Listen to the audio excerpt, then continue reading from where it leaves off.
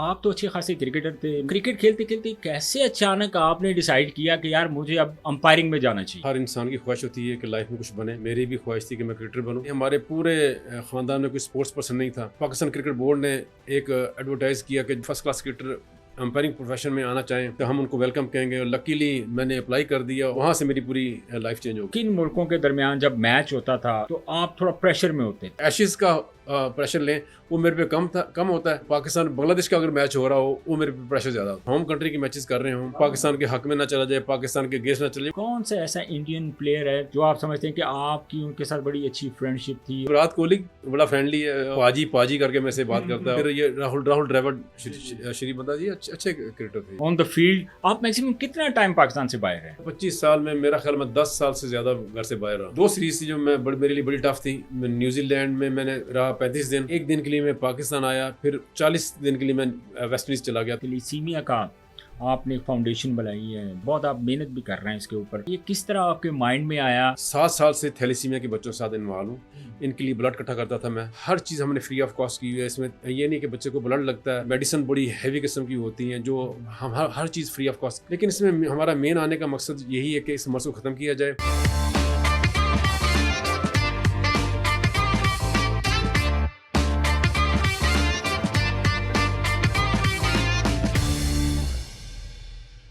बिस्मिल्लाहिर्रहमानिर्रहीम। Public podcast में खुशामदीद। मैं हूं शाहनवाज खान और मेरे आज के मेहमान जिन्होंने दुनिया में सबसे ज़्यादा वनडे मैचेस में अंपायरिंग के फ़राइज़ सरअंजाम दिए, और अगर मैं बात करूं टेस्ट मैचेस की तो पूरी दुनिया में सबसे ज़्यादा टेस्ट मैचेस की अंपायरिंग के फ़राइज़ उन्होंने सरअंजाम दिए।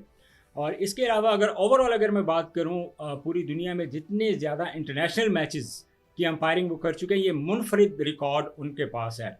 और इसके साथ साथ अगर मैं बात करूं तो तमग़ा हुस्न कारकर्दगी भी उनको मिल चुका है, तमग़ा इम्तियाज़ भी उनको मिल चुका है। लेकिन इसके साथ जो दुनिया के बेस्ट अंपायर हुए हैं, और ये एक बड़ा मुनफरिद रिकॉर्ड है। Proud to be as a Pakistani कि पर्सनली मुझे बहुत ज़्यादा फ़ख्र है इस चीज़ पे कि एज ए पाकिस्तानी उन्होंने पूरी दुनिया में पाकिस्तान का नाम रोशन किया। 3 साल मुसलसल वो पूरी दुनिया में पहले नंबर पर रहे हैं अंपायरिंग में। जी हाँ, the one and only Aleem Dar साहब आज हमारे साथ मौजूद है। अलीम भाई अस्सलाम वालेकुम। वालेकुम अस्सलाम। अलीम भाई, तारुफ तो मैंने आपका करवा दिया, अगर कोई कमी बेशी रह गई हो तो उसके लिए मैं आपसे माजरत चाहता हूँ। लेकिन आपका अल्लाह ताला ने आपको इतनी इज़्ज़त, इतना बड़ा नाम दिया है कि जब आप सामने बैठे होते हैं तो हम जितने भी तमगे ले लें, जितने भी आपको अप्रिशिएट करें, वो एज ए पाकिस्तानी मैं समझता हूँ कि आपके लिए कम है। बात शुरू करते हैं अलीम भाई कि आप तो अच्छे खासे क्रिकेटर थे, मिडिल ऑर्डर बैट्समैन भी थे, लेग ब्रेक बॉलिंग भी आप करते थे। तो क्रिकेट खेलते खेलते कैसे अचानक आपने डिसाइड किया कि यार मुझे अब अंपायरिंग में जाना चाहिए? बिल्कुल जी, इसमें हर इंसान की ख्वाहिश होती है कि लाइफ में कुछ बने। जी जी। मेरी भी ख्वाहिश थी कि मैं क्रिकेटर बनूं। बड़ा शौक़ था, और मैं गुजरांवाला से लाहौर आया, और काफ़ी मैंने क्रिकेट खेली। सबसे पहले मिंटो पार्क में गया, वहाँ उन्होंने हाल वगैरह फेर दिए। उसके बाद ये है कि मैं वहाँ से निकला, मैंने PNT जिमखाना ज्वाइन की। जी जी जी। जहाँ बहुत बड़े क्रिकेटर प्रोड्यूस हुए हैं माशाल्लाह, जिसमें अब्दुल रज़ाक, इमरान नज़ीर, सारे वहाँ, साद अली, अशरफ अली, बहुत सारे क्रिकेटर उन्होंने प्रोड्यूस किए हैं। तो वहाँ मैंने क्रिकेट शुरू की। उसके साथ मैंने इस्लामिक और सिविल में एडमिशन लिया। जी जी। और मुझे याद है कि वसीम अकरम सबसे पहले बॉलिंग में सिलेक्ट हुए थे, मैं सबसे पहले बैटिंग में सिलेक्ट हुआ था। बड़ी अच्छी बैटिंग थी मेरी। तो एक एम लेके आया था गुजरांवाला से, वालदैन से मैं करके आया था वादा कि मैं इंशाल्लाह मुझे लाहौर भिजवाएं तो मैं पाकिस्तान का नाम रोशन इस पे करूँ। कोई वालदैन की आपको रिस्ट्रिक्शन का सामना करना पड़ा जब आपने ये फैसला किया कि मुझे लाहौर गुजरांवाला से लाहौर शिफ्ट होना है? तो वालदैन ने तो ऑब्वियसली आपको इजीली परमिशन दे दी, यहाँ पे आपको थोड़ी स्ट्रगल करनी पड़ी? नहीं, थोड़ी सी स्ट्रगल इसलिए करनी पड़ी, हमारे पूरे ख़ानदान में कोई स्पोर्ट्स पर्सन नहीं था। जी जी। लेकिन मेरे बड़े भाई नदीम डार जो इस दुनिया में नहीं रहे, वो उन्होंने मुझे बड़ा सपोर्ट किया। वो मुझे लाहौर लेके आए। फिर ये है कि वालदा ने परमिशन दी कि चले, अगर इतना शौक़ है तो अपना शौक़ पूरा करो।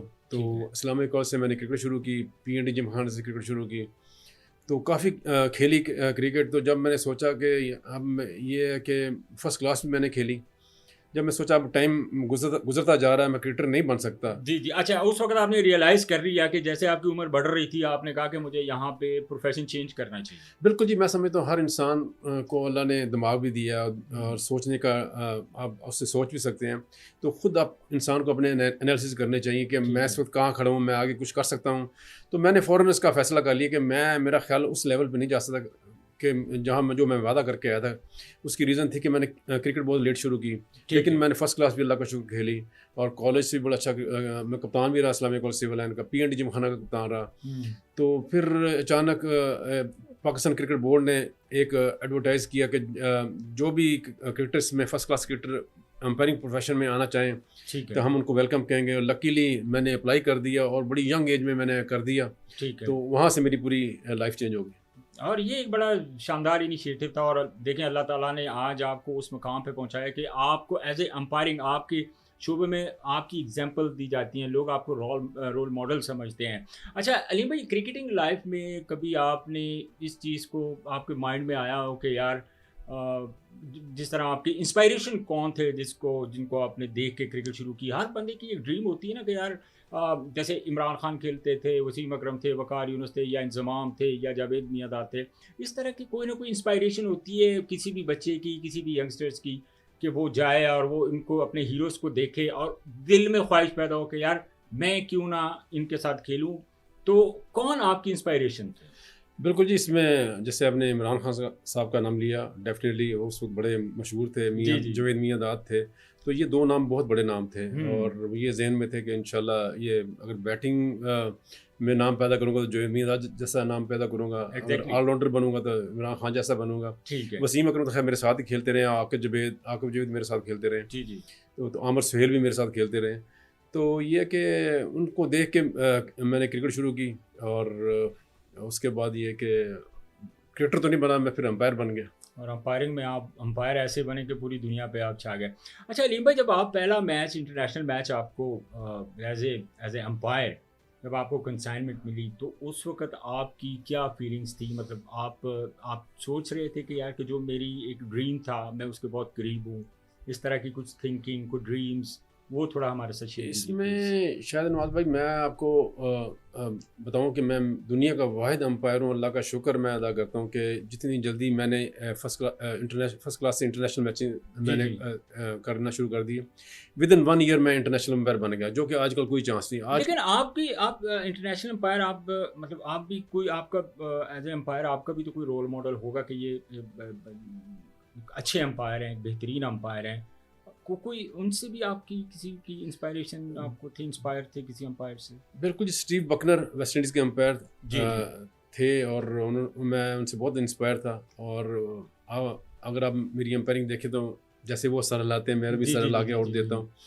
तो माशाल्लाह बड़े ग्रेट अंपायर थे और उनको देख के मैंने ये अंपायरिंग शुरू की। और मैं बड़ा लकी समझता हूँ कि जिनसे मैं इंस्पायर था और जो मेरे रोल मॉडल हैं, मेरे उनसे ज़्यादा मैचेस हो गए हैं, अल्लाह और का आपने शुक्र। उनका रिकॉर्ड तोड़ दिए। और उनके रिकॉर्ड भी टूट गए हैं और ये बड़ी मैं खुशकिस्मती समझता हूँ, अल्लाह का शुक्र है जी कि जो मेरे रोल मॉडल हैं मैं उनको क्रॉस कर गया। लेकिन आप नॉर्मली हमारे यहाँ पे अगर हम अंपायरिंग स्ट्रक्चर की बात करें अलीम भाई, तो हम देखें कि बहुत टाइम जो है ना वो आपको प्रोसेस से गुजरना पड़ता है, बड़ा लंबा टाइम आपको चाहिए होता है इस प्रोसेस से गुजरने के लिए। लाइक आपने पहले क्लब लेवल से लेके फिर आप डोमेस्टिक फर्स्ट क्लास में अंपायरिंग करते हैं। लेकिन मैंने बहुत सारे ऐसे अंपायर्स देखे हैं जिनको बहुत काफ़ी अरसा गुजर चुका है अंपायरिंग करते हुए, लेकिन वो उस स्टेज तक नहीं पहुँचे जितने आप लकी थे या जो आपकी जिस तरह आपने परफॉर्म किया, मतलब दैट वाज अमेजिंग। बिल्कुल जैसे मैं पहले भी बताना चाह रहा था कि बड़ा मैं लकी हूँ, विदिन 1 ईयर मैंने इंटरनेशनल मैच कर लिया, जी, जी। जो कि आजकल नामुमकिन है। जैसे बाबर आजम अगर इस अंपायरिंग में आना चाहें 5-6 साल से पहले वो टेस्ट या नहीं, इंटरनेशनल उसमें अंपायर बहुत नहीं बन सारे सकते। इंटरनेशनल प्लेयर्स हैं। अब मैं बात करूँ अगर महारामा की, वो जो स्पिनर धर्मा सिन्हा है, धर्मस अब आप देखें उसके अलावा जो ऑस्ट्रेलियन है गालिबन उनका वो जो लंबे से फास्ट बॉलर हुआ करते थे, और बहुत सारे जो हाँ। प्लेयर्स हैं वो अंपायरिंग में आए हैं। लेकिन आपने जिस तरह सफ़र किया, मुझे याद है गालिबन 2002 की बात है, आप लोग कीनिया टूर पे थे, पाकिस्तान, ऑस्ट्रेलिया और कीनिया की सीरीज़ हो रही थी। तो फर्स्ट टाइम मैंने आपका नाम तो मैंने पहले ही सुना हुआ था, लेकिन जो मैं ग्राउंड में बैठा हुआ था। मैंने आपकी जिस तरह आप अंपायरिंग और डिसीजन कर रहे थे, तो वो मेरे लिए बड़ा सरप्राइजिंग था और उस वक़्त मेरा बड़ा शौक पैदा हुआ कि मैंने अलीम भाई से मिलना है।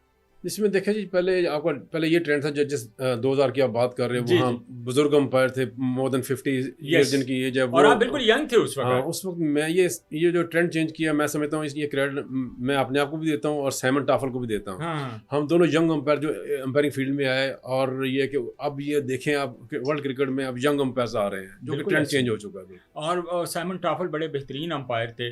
तो जब आप दोनों साइमन टाफल और आप ग्राउंड में होते थे, तो क्या डिस्कशन होती थी और क्या मतलब अब देखिए दोनों दुनिया के बेहतरीन अंपायर अगर एक ग्राउंड में अंपायरिंग कर रहे हैं, तो कभी-कभी ऐसा हुआ है कि उन्होंने आपको कहा हो कि यार जो आपकी डिसीजन मेकिंग है वो मुझसे अच्छी है, या आपने उनको कहा हो कि आपकी जो डिसीजन मेकिंग है वो मुझसे अच्छी है? देखिए, साइमन टाफल का नो डाउट बहुत बड़ा नाम था अंपायरिंग में, और बड़े अच्छे अंपायर थे, लेकिन मेरा ख्याल है वो जो है ना, टेक्नोलॉजी से भाग गए। अच्छा। हाँ जी, लेकिन वो सडनली उन्होंने रिटायरमेंट ले ली, बिल्कुल एक साइड पे हो गए, उसकी क्या रीज़न बनी? बस उसकी रीज़न यही थी कि जो बस वो ज़रा आप डीआरएस में जब होंगे, जब आप डिसीजन रिवर्स करते हो, जी, जी। तो वो अच्छा नहीं समझता कि मेरा डिसीजन मैंने दे दिया, उसको मैं रिवर्स कर रहा हूँ। ओके। तो वो इसलिए उन्होंने छोड़ दी। लेकिन यह मैं ये समझता हूँ, अच्छा अंपायर वही है कि जो रिवर्स भी करे, खैर उसके बाद पूरे मैच को संभाले, अपने आप को संभाले।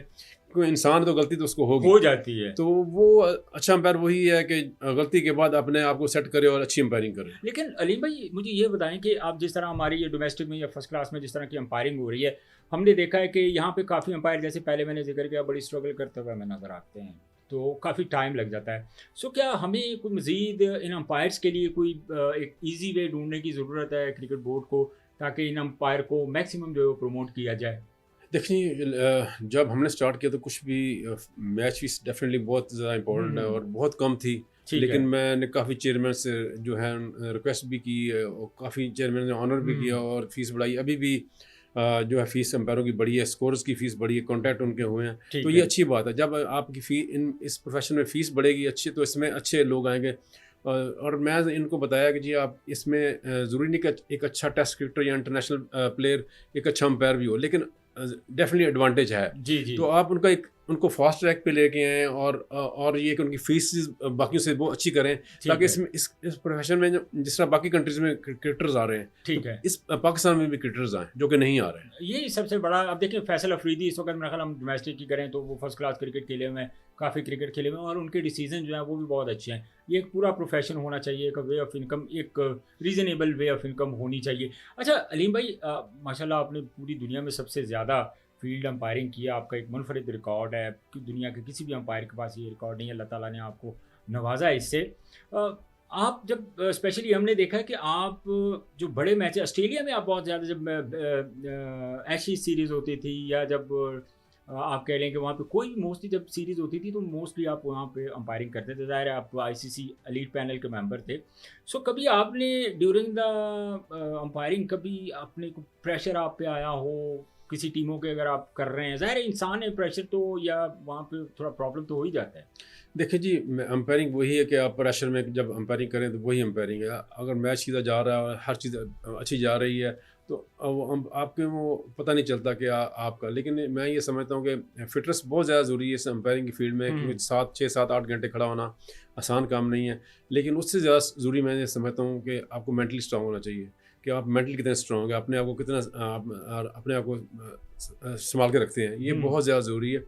तो ये है कि मेन चीज़ यही है कि जी बस आपका फोकस, आपकी फिटनेस, आपकी जो है मेंटली स्ट्रेंथ, ये बहुत ज़रूरी है अंपायरिंग में। अच्छा, कौन सी ऐसे मैचेस थे या कौन सी ऐसी टीमें होती थी दुनिया की, जब आप अंपायरिंग कर रहे होते थे तो आपको बहुत मोहतात होना पड़ता था? नॉर्मली तो ज़ाहिर है आपकी ड्यूटी, आपने मोहतात ही रहना है, लेकिन आपको ज़रा एक्स्ट्रा ऑर्डिनरी मोहतात रहना पड़ता था जब आप उन टीम्स की अंपायरिंग करवा रहे होते थे। देखिए, मैं बल्कि यंगस्टर जो भी अंपायर हैं आना चाहिए इस फील्ड में, और जो कर रहे हैं उनको यही मशवरा दूंगा कि जो आप हम फील्ड में आ जाएं, फिर डजंट मैटर आप इंटरनेशनल मैच कर रहे हैं या फर्स्ट क्लास का मैच कर रहे हो, एक ही लेवल पे आप अंपायरिंग करें। जी, जी। ये नहीं कि आप फर्स्ट क्लास में आप इजी हो गए, क्योंकि वहाँ कैमरे की क्वालिटी इतनी अच्छी नहीं होती, वहाँ डीआरएस है, वहाँ बहुत अलर्ट हो गए।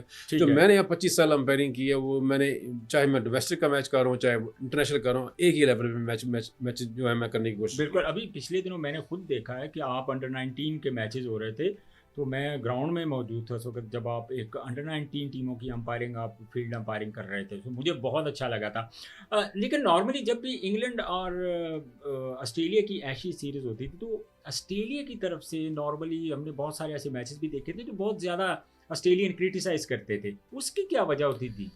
देखिए बड़ी वो प्रोफेशनल है ऑस्ट्रेलियंस, जी, और जी।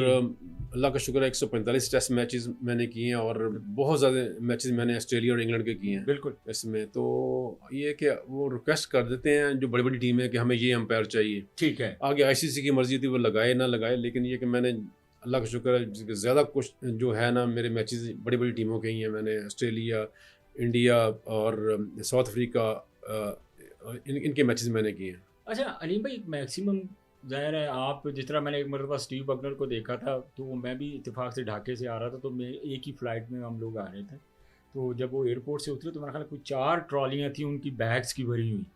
तो मैं बड़ा सरप्राइज़ हुआ और मेरे दिल में ख़्याल आया कि यार ये स्टीव बकनर कितना अरसा ये अपने मुल्क से बाहर होंगे, जो कम से कम 3 या 4 जो ट्रॉलीज़ थी, वो बड़े-बड़े बैग्स उनकी ट्रॉलीज़ पे रखे हुए थे।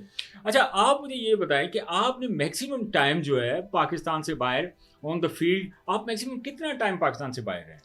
देखिए 25 साल अल्लाह का शुक्र मुझे इंटरनेशनल मैचेस करते हुए हो गए। मेरा ख्याल है कि मैं अगर काउंट करूं कि खाली मैचेस करने नहीं होते हैं, उसके अलावा ये बीच में गैप भी आ जाते हैं, जी, और जी। मैचेस से जो सीरीज़ होती है उससे कुछ देर पहले भी आपको जाना पड़ता है। ठीक है। तो मेरा ख्याल है 25 साल में मेरा ख्याल मैं 10 साल से ज़्यादा घर से बाहर रहा।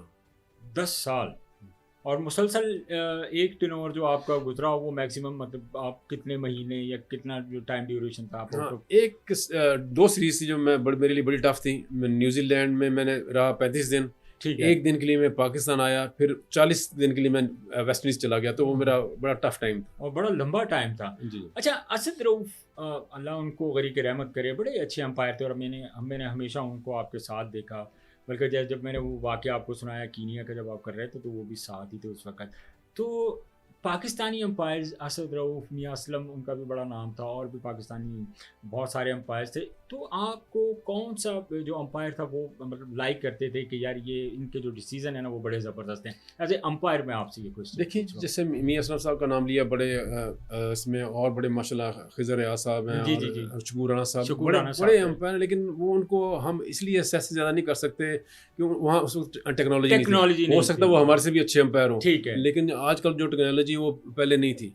लेकिन बड़े बड़े नाम हैं माशाल्लाह, खालिद अज़ीज़ थे बड़े सीनियर अंपायर, हुँ, हुँ। हमारे महबूब शाह साहब हैं, और जी, बड़े जी। माशाल्लाह सलीम बदर है, रियाज़ुद्दीन साहब थे, बड़े रियाज़ुद्दीन साहब बड़े थे। अच्छे नाम थे, और लेकिन वहाँ टेक्नोलॉजी लेकिन एक और चीज़ भी है अलीम भाई, आप देखें कि जब उस वक़्त में जैसे ही बॉलर अपील करता था, तो जो फिंगर थी वो उसी वक़्त अगर वो आउट था तो वो उसी वक़्त आउट विदिन सेकंड्स वो करते थे।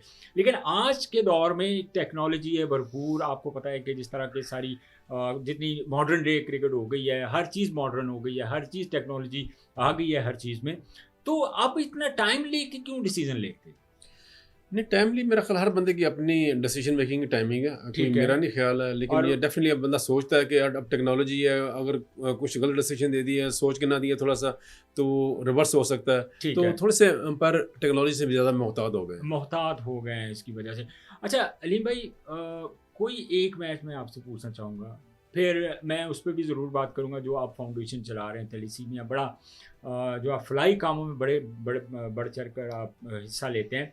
लेकिन मुझे ये बताएं कि कौन सा एक एक मैच, मुझे सिर्फ मैं आपसे पूछना चाह रहा हूँ कि किन मुल्कों के दरमियान जब मैच होता था तो आप थोड़ा प्रेशर में होते थे? ये देखिए 2 मुल्कों के मुझे नाम बता दें। नहीं, इसमें बिल्कुल बड़ा अच्छा क्वेश्चन है आपका। देखें, एशेज़ बड़ी स्ट्रॉन्ग सीरीज़ होती है, हुँ। और इसमें ये है कि बहुत प्रेशर होता है। अब ये जो कि इंग्लैंड ऑस्ट्रेलिया की होती है, तो मेरे पे वो प्रेशर कम था, और मैंने जो थोड़ा-सा मुश्किल मेरे लिए टाइम आया जब मैंने पाकिस्तान के ये तो कोविड में मैचेस करने शुरू हो गए। हुँ। मैंने ज़िंदगी में पाकिस्तान के मैचेस नहीं किए, वो मेरे पास ज़्यादा प्रेशर कि आप होम कंट्री के मैचेस कर रहे हो। और वहाँ तो फैसले भी आपको हाँ जी, बहुत कि मुताबिक पाकिस्तान आना के पड़ते हक में ना चला जाए, पाकिस्तान के अगेंस्ट ना चले जाए, वो दिमाग में चीज़ें होती हैं। अब अगर एशेज़ का प्रेशर लें, वो मेरे पे कम होता है था, और ये जो पाकिस्तान बांग्लादेश का अगर मैच हो रहा हो, वो मेरे पे प्रेशर ज़्यादा होता है, क्योंकि हम्म। पाकिस्तान जिसमें इन्वॉल्व हो। ठीक तो है। ये मेरा ख्याल है, इसमें जो न्यूट्रल अंपायरिंग किया गया, ये बहुत ज़रूरी था कि न्यूट्रल अंपायर पे प्रेशर कम होता है। न्यूट्रल अंपायरिंग का क्रेडिट भी तो इमरान खान साहब को जाता है ना? जी बिल्कुल, उन्होंने ये बात की थी, और ये मैं समझता हूँ बहुत बड़ा फैसला था, और ये जो है इससे बहुत अंपायर को फ़ायदा हुआ। और अब नॉर्मली तो ऐसे होता था कि जिस कंट्री में सीरीज़ होती थी उसी कंट्री के वही उसी मुल्क के जो अंपायर होते थे वो होते थे, तो उसमें बहुत सारे मतलब डिसीजन ऐसे होते थे जो कंट्रोवर्सीज भी क्रिएट होती थी उसमें। लेकिन बहरहाल ये credit goes to Imran Khan के, उन्होंने बड़ा बेहतरीन स्टेप लिया था। अच्छा अलीम भाई, अब ज़ाहिर है आप क्रिकेटर भी हैं, दुनिया में आप सबसे ज़्यादा international matches on field umpiring करने वाले आप हैं, आपके होने का मैं थोड़ा फ़ायदा उठाऊँगा। अलीम भाई, आप फलाही कामों में बहुत बढ़ चढ़ के हिस्सा लेते हैं, इसमें हमने देखा। अभी मैं आपसे पूछना चाह रहा हूँ कि जैसे ये अभी थैलेसीमिया का आपने एक फाउंडेशन बनाई है, बड़ी बेहतरीन फाउंडेशन आपने बनाई है और बहुत आप मेहनत भी कर रहे हैं इसके ऊपर, ग़ालिबन अभी आप कहीं आउट ऑफ कंट्री भी जा रहे हैं इसके लिए। तो ये इनिशिएटिव जो है, ये किस तरह आपके माइंड में आया और मतलब क्या थिंकिंग थी एक्चुअली इसके पीछे? अच्छा, इसमें थोड़ा-सा मैं आपसे टाइम लूँगा, मैं इसमें थोड़ी-सी लंबी मेरी थोड़ी नहीं, मैं बातचीत वो हो जाएगी। मैं बिल्कुल जी, जी, जी, हाँ, ज़रूर। तो इसमें मैं तकरीबन 7 साल से थैलेसीमिया के बच्चों के साथ इन्वॉल्व हूँ। हुँ, इनके लिए ब्लड इकट्ठा करता था मैं, और मेरे दोस्त थे महमूद अहमद बट, वो इस दुनिया में नहीं रहे, और वो मुझे थैलेसीमिया में ले गया। मैं इन बच्चों से मिला, उनके पेरेंट्स से मिला, जो उनके दर्द देखा। तो इन 7 सालों से मैं बच्चों के लिए ब्लड इकट्ठा कर रहा था और मुख्तलिफ एनजीओज़ को देता था। तो महमूद भट्ट साहब का व्यू था कि जी आपको मैं इसमें लाना चाह रहा हूँ, हम इसको सेंटर खोलें, लेकिन ये है कि हम इसको आपको लाने का मेरा मकसद ये है कि इस मर्ज़ को हमने ख़त्म करना है, रादर देन इन बच्चों को हम पालें। इस दुनिया में बच्चे वो आ तो गए हैं, लेकिन इस मर्ज़ को ख़त्म करना बड़ा ज़रूरी था। वो हुँ, बहुत बड़ा उनका ज़हन था इस मामले में। वो ऑलरेडी हमने शुरू कर दिया हुआ है, अल्लाह का शुक्र है जी। 7 माह से ये फाउंडेशन जो है ना एक्टिव हुई है मेरी, हुँ, थैलेसीमिया की, और बच्चों को वहाँ ब्लड लग रहा है 3 माह से। और ये हर चीज़ हमने फ्री ऑफ कॉस्ट की हुई है। इसमें ये नहीं कि बच्चे को ब्लड लगता है और सिर्फ वही चीज़ है। इसमें मेडिसिन बड़ी हैवी किस्म की होती हैं, जो हुँ, हम हर चीज़ फ्री ऑफ कॉस्ट। बच्चों को जो हम ब्लड इकट्ठा करते हैं उनकी उसकी स्क्रीनिंग होती है, वो उसमें बड़ा खर्चा आता है। ठीक है। तो वो उसमें हर चीज़ हम फ्री ऑफ कॉस्ट दे रहे हैं। लेकिन इसमें हमारा मेन आने का मकसद यही है कि इस मर्ज़ को ख़त्म किया जाए। हमने गवर्नमेंट ऑफ पंजाब से रिक्वेस्ट कर दी हुई है जी कि शादी से पहले ये टेस्ट ज़रूरी करार दिया जाए ठीक है। थैलेसीमिया का, ताकि इस तरह के बच्चे पैदा ही ना हो। तो हुँ, इसमें मुझे पता चला जी, थोड़ी सी हिलजुल हुई है। अगर हम ये करवाने में कामयाब हो गए तो हमारी फाउंडेशन का मैं समझता हूँ बहुत बहुत बड़ी कंट्रीब्यूशन होगी, और मैं अपना जो सारा क्रेडिट अपनी फाउंडेशन की जो मैनेजमेंट है उसको दूंगा जी। नहीं वो तो बड़ा बहुत ज़बरदस्त इनिशिएटिव है आपका। लेकिन इसमें हमने देखा है नॉर्मली थैलेसीमिया के हमारे यहाँ पे एक्चुअली इतनी अवेयरनेस नहीं है। तो पहली तो चीज़ ये है कि हमने अपनी कौम, अपनी नेशन को एक अवेयरनेस उसके उनके अंदर पैदा करनी है कि हमने इस जो जो बीमारी है, खुदा न खास्ता हर अल्लाह ताला हर किसी को महफूज रखे, कि हमने पहले अवेयरनेस पैदा करनी है। तो इसके लिए आपने कोई इनिशिएटिव ली है? जी शाहनवाज साहब, बहुत ज़बरदस्त क्वेश्चन आपका जी। ये मैं समझता हूँ ये थैलेसीमिया का जो भी आप क्वेश्चन है, ये one of the best question है। और इसमें बिल्कुल जी, हम जब स्टार्ट हुए थे, जब बच्चों की ट्रांसफ्यूजन शुरू नहीं हुई थी, हमने क्रिकेटर्स को जो का लोग सुनते हैं, बिल्कुल। उसमें बाबर एग्ज़ैक्टली। आजम है, जिसमें फ़ख्र हैं, फास्ट बॉलर हमारे नसीम शाह हैं, फिर रिज़वान है। रिजवान है। जी, रिजवान का हमने पश्तो में भी इंटरव्यू ये करवाया कि ये ठीक है, इस थैलेसीमिया के बारे में बोलें, ठीक है। ताकि वहाँ जो लोग पश्तो में नहीं है वो समझ जिनको सकते हो प्रॉब्लम है। उनको बोलने में, तो वो पश्तो में उनको सुने। तो हमने अवेयरनेस हमारी ऑलरेडी चल रही है ठीक है। क्रिकेटर्स के थ्रू। और जहांगीर खान साहब का मैं शुक्रिया अदा करना चाहूँगा, जो हमारे स्क्वाश के वर्ल्ड चैंपियन रहे हैं। उनके ज़रिए हमने थैलेसीमिया के पैगाम लोगों तक पहुँचाए हैं। ठीक है। अवेयरनेस बहुत ज़्यादा ज़रूरी है, जो कि हमें अवेयरनेस नहीं है। इसमें ये चीज़ होती है कि जब माइनर थैलेसीमिया की शादी माइनर थैलेसीमिया से होती है, तो ये मेजर बच्चे पैदा होते हैं जिनकी उम्र 25 इसके से बेसिक रीजंस क्या हैं जो नॉर्मली जब ये मर्ज़ लाहक होता है तो कुछ रीजंस भी तो होंगी ना इसकी? जी बिल्कुल। इसमें ये जीन्स पेरेंट्स की तरफ से बच्चों में मुंतकिल होते हैं। ये वायरल नहीं है कि ठीक है, मतलब कि आप कोई थैलेसीमिया का मरीज़ है, आप उसका इंजेक्शन आपको लग जाए तो कुछ भी नहीं है। ठीक है। ये पेरेंट्स की तरफ से बच्चे में की बॉडी में मुंतकिल होता है। इसमें मैं बताऊँ, इसमें बड़े जिसमें मोहम्मद अली हमारे एक्टर थे, जी, जी। अमिताभ बच्चन, ये अबरारुल हक, जी, जी। ये माइनर थैलेसीमिया के मरीज़ हैं, और ये नॉर्मल ज़िंदगी गुजार रहे हैं हमारी तरह। ठीक प्रॉब्लम है, उस वक्त आती है जब माइनर थैलेसीमिया की शादी माइनर थैलेसीमिया से होती है, तो ये मेजर बच्चे पैदा होते हैं। ठीक तो है। ये टेस्ट करना बहुत ही ज़रूरी है, जो कि हम नहीं करवाते। बिल्कुल ये ज़रूरी भी है और हमारा तो ऑब्वियसली ये हमारी, चूँकि मैंने अवेयरनेस की बात ही इसलिए की है कि ज़ाहिर है अगर आपको अवेयरनेस नहीं होगी तो ज़ाहिर है मतलब नॉर्मली हमारे तो ये कोई कॉन्सेप्ट ही नहीं था। तो इसके लिए आपने एक्चुअली, मैं अलीम भाई मुझे ये बताएँ कि आपने फाउंडेशन बनाई है, उसके लिए आप देखिए इसमें तो बहुत एक्सपेंसिव चीज़ें होती हैं, मशीनरी है, फिर ब्लड है, फिर पूरा एक सिस्टम है। This is very expensive I know. कि खुदा न खास्ता इस तरह की जब कोई बीमारी लगती है तो अखराजात भी तो बहुत ज़्यादा होते हैं। तो इसको आप किस तरह मतलब इसको लेके चलते हैं, इनके जो एक्सपेंसेस हैं? बिल्कुल जी, ये बड़ा अहम क्वेश्चन है और मैं ये जो भी डोनर्स हैं उनसे रिक्वेस्ट करूँगा ये नहीं कि अलीम बर्डार फाउंडेशन या थैलेसीमिया सेंटर को सपोर्ट करें, बाकी सब जो इसमें काम में हिस्सा ले रहे हैं सबको सपोर्ट होना चाहिए। जब मेरा स्टार्ट था ये तकरीबन 3.5 या 4 करोड़ का एस्टीमेट था कि हमने जो लैब बनानी थी, ठीक है। और यकीन करें आप हैरान होंगे, और दुनिया का सबसे मुश्किल तरीन काम लोगों से पैसा मांगना। एग्जैक्टली। और जब लैब बनानी थी मैंने लोगों को किस तरह मांगा, ये आपको हैरान होगा, आप हैरान होंगे। आप इसमें ये देखें जी, मैं बेरी टाउन में रहता हूँ, ठीक है। और इसमें मैंने देखा कि ये घर में 3-4 बहुत बड़ी गाड़ियाँ खड़ी हैं, मुझे नहीं पता ये बंदा कौन है। ठीक है। मैंने बेल दी, उनका मुलाजिम बाहर आया जी, मैं जी अपने साहब को कार्ड दे दें। साहब को मैंने उनको कार्ड दिया, साहब फ़ौरन बाहर आ गए ठीक है। कि डॉक्टर साहब आप ये क्या कर रहे हैं, यहाँ क्या कर रहे हैं। और मैं जी अच्छा, मैं, वो मैं सरप्राइजिंग। हाँ, मैं यहाँ रहता हूँ जी, और मैं असल में थैलेसीमिया के लिए मैं लैब बना रहा हूँ, तो मुझे उसके लिए जो आप सपोर्ट कर सकते हैं। ठीक है। वो फ़ौरन अंदर गए और 25 लाख का मुझे चेक दे दिया उन्होंने। क्या बात। और इसी तरह एक बंदे ने 10 लाख के दे दिया, एक ने 20 लाख का दे दिया। तो इस तरह लोगों ने मुझे पैसे दिए। तो जबरदस्त। हमने ये विदिन 2-3 मंथ्स में अल्लाह का शुक्र लैब बना ली और बच्चों को बड़ा लग रहा है। मैं तो पर्सनली विजिट भी कर चुका हूँ आपकी जो फाउंडेशन, और मैंने जितनी आपने बेहतरीन वहाँ पे फैसिलिटीज़ दी हैं, जितनी जदीद आपने वहाँ पे मशीनरी रखी हुई है, और कितना पीसफुल इन्वायरमेंट है, आपको सलूट है सर, आपने जो काम किया है खिदमत खल्क के लिए।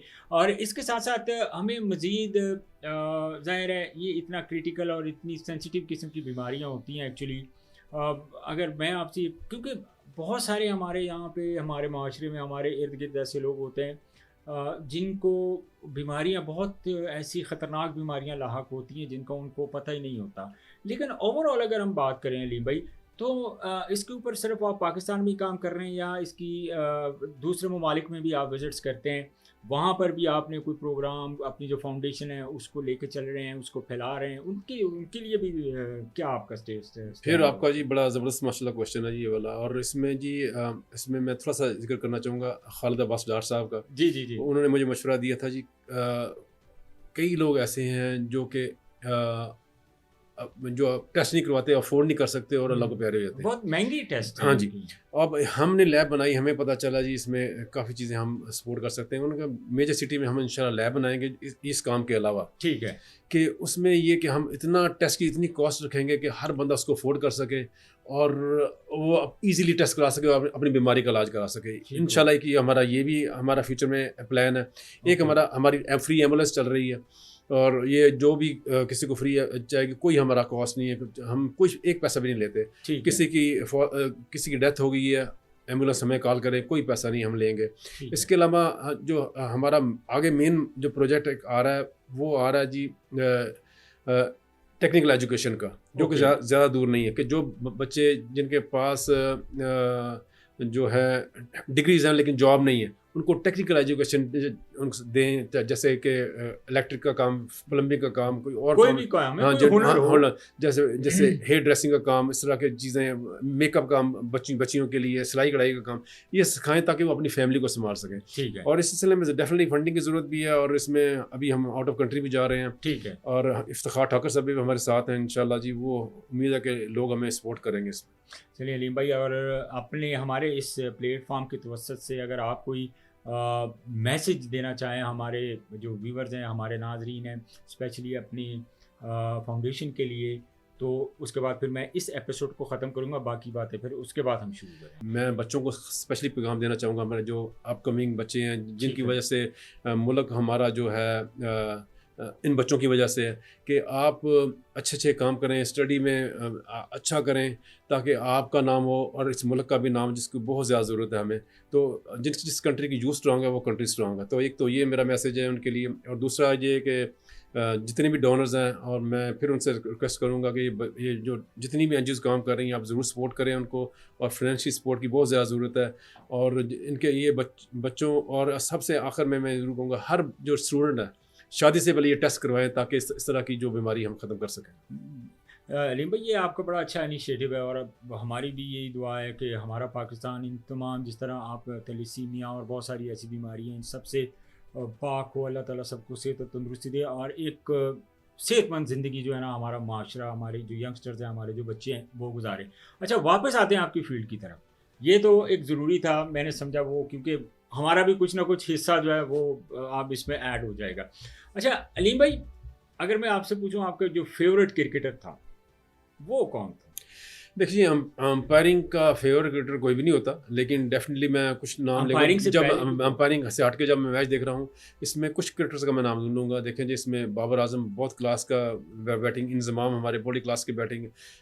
फिर इसमें हाशिम मामला का मैं नाम लूँगा, रिकी पॉन्टिंग का नाम लूँगा, मैं ब्रायन लारा का नाम लूँगा, सचिन तेंदुलकर का नाम लूँगा, जी जी जी। और विराट कोहली का मैं नाम लूँगा, और विलियमसन का नाम। ये बहुत बड़े क्रिकेटर मैं समझता हूँ। है। जैक कैलिस बड़े स्ट्रॉन्ग थे, तो ये मैं समझता हूँ बड़े ही सॉलिड क्रिकेटर्स। अच्छा एक ये भी नॉर्मली अंपायरिंग जब आप कर रहे हो तो स्पेशली इंडिया की मैं बात कर रहा हूँ, जब आप इंडिया में अंपायरिंग कर रहे हैं इंडिया की सरजमीन के ऊपर, तो जाहिर है वहाँ क्या मतलब सिचुएशन होती थी जब आप इंडियन एक इंडिया में और इंडिया की टीम खेल रही है और आप अंपायरिंग कर रहे हैं? देखिए 2011 का अगर वर्ल्ड कप आप देखें, उसमें मैं ये समझ रहा था, मैं शायद क्रिटिसाइज हूँ कि हाँ जी पाकिस्तानी अंपायर इंडिया और श्रीलंका के मैच फर्स्ट टाइम कब गए थे आप इंडिया जब आप फाइनल, अंपायर? वो मैं कहता हूँ फाइनल में मुझे उन्होंने अपॉइंट कर दिया था। ये मेरे लिए बहुत बड़ा था 2011। हाँ, तो वो ये बहुत बड़ा था कि जी एक पाकिस्तानी अंपायर किसी इंडिया के मैच में फाइनल मैच कर रहा है, और अल्लाह का शुक्र है जी किसी एक बंदे ने भी क्रिटिसाइज नहीं किया कि हाँ कोई पाकिस्तानी अंपायर, और अल्लाह का शुक्र वो 100% मेरा मैच गया था। तो ये है कि प्रेशर नहीं लेना चाहिए। असल में बात वही है कि आपको बिल्कुल न्यूट्रल होकर अंपायरिंग करनी चाहिए, डजेंट मैटर कौन खेल रहा है कौन नहीं खेल रहा। लेकिन हमारे यहाँ पे जैसे भी अंपायरिंग की जाती है, हमारे जब आईसीसी लीग पैनल में जब भी अंपायर है तो ज़ाहिर है आपकी ड्यूटी है, आपको जो जिस सरजमीन पे आपको वो देंगे ड्यूटी, आपकी रिस्पॉन्सिबिलिटी होगी, आपने वहाँ पे पूरी करनी है। इंडियंस प्लेयर्स में से आपके ज़हन सबके साथ बड़ा अच्छा वक्त भी गुजरा होगा, सब बड़ी अच्छी दोस्ती भी होगी, कौन सा ऐसा इंडियन प्लेयर है जो आप समझते हैं कि आपकी उनके साथ बड़ी अच्छी फ्रेंडशिप थी और आप कभी लंच पे कभी डिनर पे या आपको ज़्यादा अच्छा टाइम स्पेंड करते थे उनके साथ? देखिए क्रिकेटर कोई पाकिस्तानी हो या कोई भी दुनिया को, मैंने कभी किसी के साथ डिनर इस तरह नहीं किया, कोई इस तरह मैं उनसे अवेयर रहता हूँ। लेकिन जो फील्ड में या थोड़ी जब मुलाकात होती है विराट कोहली साथ, फील्ड में तो आप ऐसे रहते हैं कि जैसे पता नहीं आपकी कितनी दोस्ती है उनके साथ।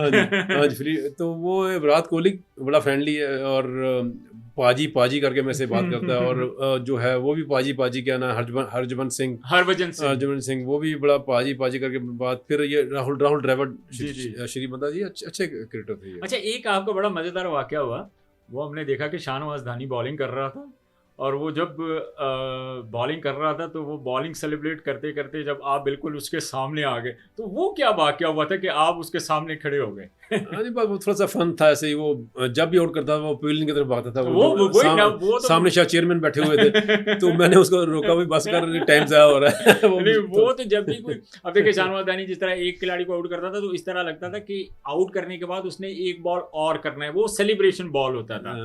लेकिन आपने अब देखिए अंपायरिंग की फील्ड में जितनी अब टेक्नोलॉजी आ गई है अलीम भाई, तो क्या आजकल के दौर में अंपायरिंग ज़्यादा इजी है या जब टेक्नोलॉजी नहीं थी तब ज़्यादा इजी थी अंपायरिंग?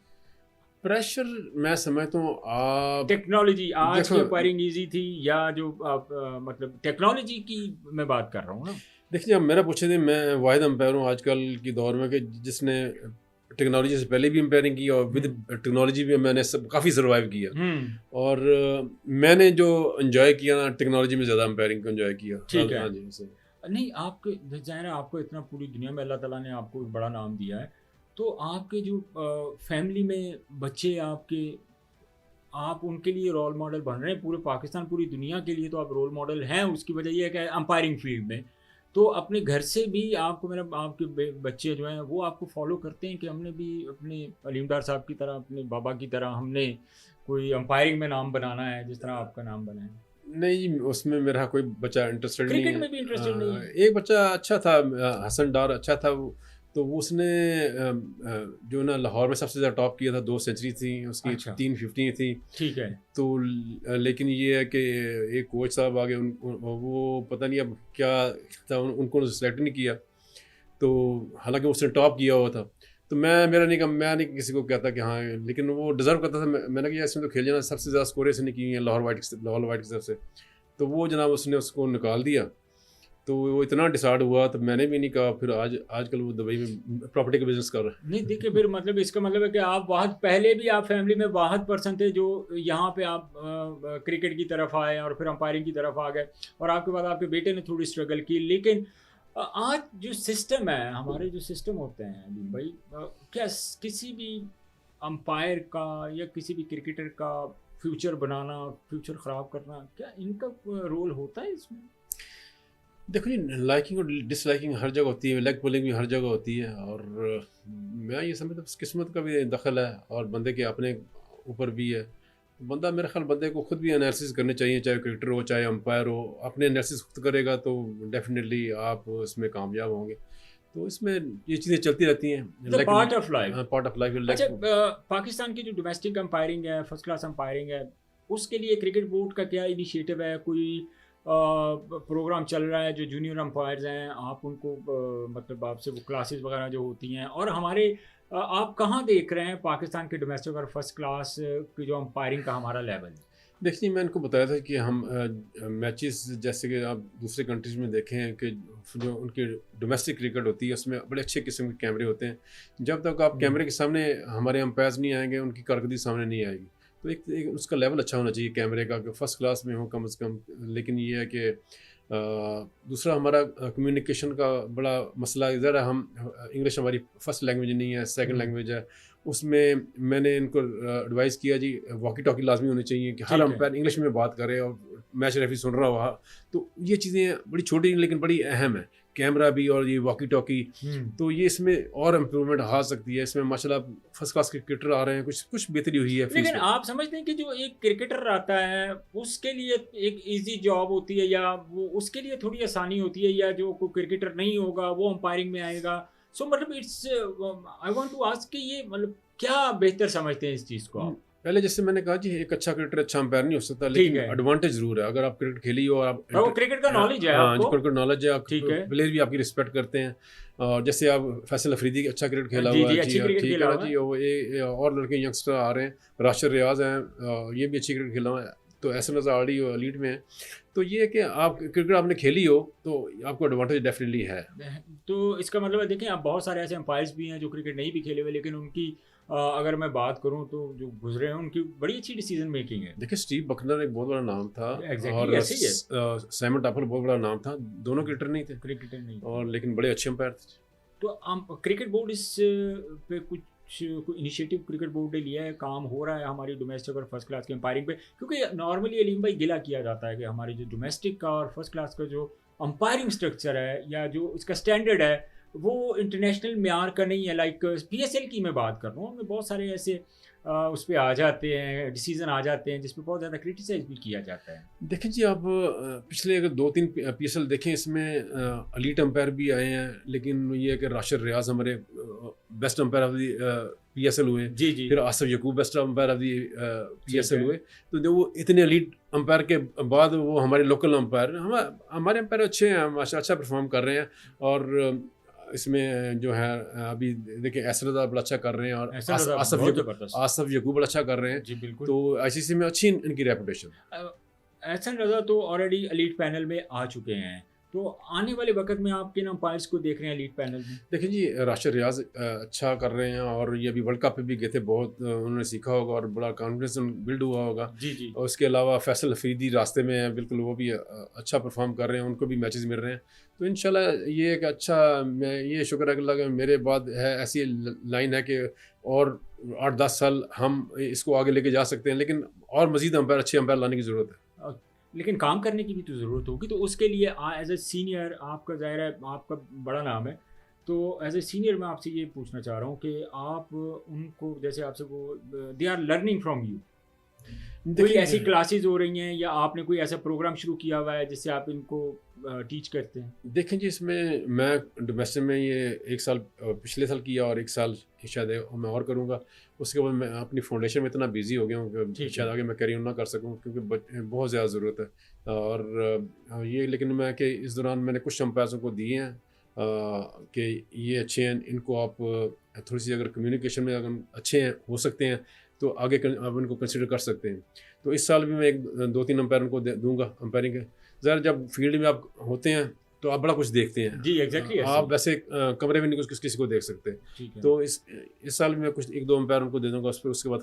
अच्छा, नॉर्मली आखिरी सवाल में आपसे, आपने टाइम की किल्लत है आपके पास, तो काफ़ी अच्छी गपशप हमारी चल रही है। दिल तो नहीं कर रहा है कि आपसे इजाज़त मांगे, लेकिन मुझे ये बताएं, सारी उम्र जब आप आउट देते थे लेफ़्ट आर्म से, मतलब आपने जब कोई भी अपील होती थी आप आउट देते तो लेफ़्ट आर्म की इस उंगली से आप आउट देते। तो मैंने जब फाउंडेशन में मैं आपके पास आया तो फाउंडेशन में मैंने देखा आपने जो आपका फिंगर है वो राइट वाली जो फिंगर है वो आपने उसमें, वो मैंने पिक्चर देखी, इसकी क्या हो?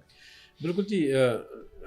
इस्लाम में आपको पता जी शहादत की उंगली का बड़ा बड़ा रुतबा है, और 25 साल से मेरी ये चीज़ ज़हन में थी, और पूरी एम्पायरिंग जो मैंने की और कर रहा हूँ वो लेफ़्ट फिंगर से मैंने आउट दिया। जी तो एग्जैक्टली। मैं नहीं चाहता था कि ये शहादत की ये फिंगर से कि मैं कोई गलत डिसीजन दूँ। ठीक सर है, जब आप एम्पायरिंग करेंगे तो गलत डिसीजन तो होंगे, हो जाते तो हैं मैंने बिल्कुल। हमेशा लेफ़्ट हैंड यूज़ किया। अब ये अल्लाह के काम और इंसानियत का काम है, और मैं ये समझता हूँ ये अल्लाह की रज़ा के लिए मेरा सही फ़ैसला, इसलिए मेरी ये फाउंडेशन में जो मैं फिंगर रेज़ की हुई है वो शहादत की रेज़ की हुई है। बहुत शुक्रिया अलीम भाई आपके कीमती वक्त का।